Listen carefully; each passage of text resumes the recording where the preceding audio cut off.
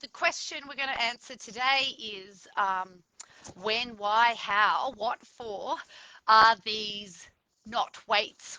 So when is it appropriate to use them, why you would choose a tire over a dumbbell, etc., etc. And the only way I can answer this question is with another question. What are you training for?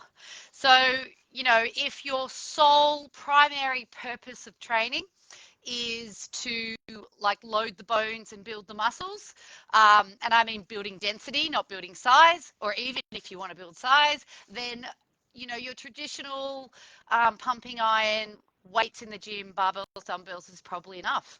However, if you're training so let's talk about sports specificity for a second, so you get this analogy.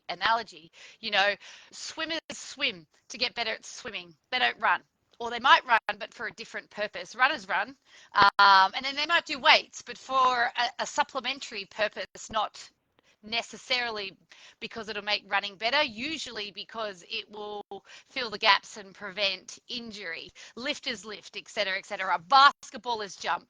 So if your client's goal or your goal is to keep up with the grandkids or hike the Inca Trail, then you might find wearing a backpack or doing body weight exercise a far more appropriate lifting strategy that will also load the bones and build the muscles than using iron or barbells in the gym.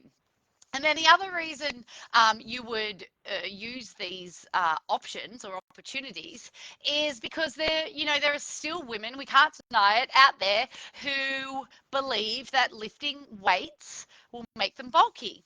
So if you can load their bones and muscles, you can get around that fear. They're not technically lifting weights, they're chucking tires, for example. You make them powerful, you empower them, and they won't gain muscle because they're women. They won't gain huge amounts of size, but they might burn fat, they might tone up, they might build density and power, and so on and so forth. The benefits are endless. There's also, trainers out there that are poor. So if you can't afford to kit out a studio, but you're training out of your own space, you might choose to use your old chemical containers, fill a backpack full of river rocks, or you know what I mean. There's also the fact that all the strategies I've given you are weatherproof. So if you're an outdoor trainer, hauling a bunch of tires to and from the park, they're going to maintain their usefulness much longer than if you're getting your dumbbells wet, because dumbbells do rust with sweat alone. So as always, it depends, but I would like to see how creative you get. So please tag me or message me or send me your ideas. And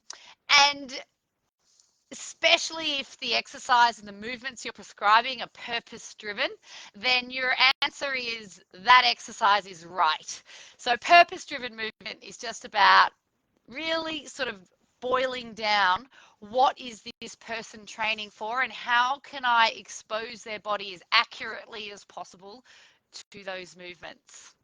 Any more questions, feel free to direct message me. Otherwise, I'll see you all next week.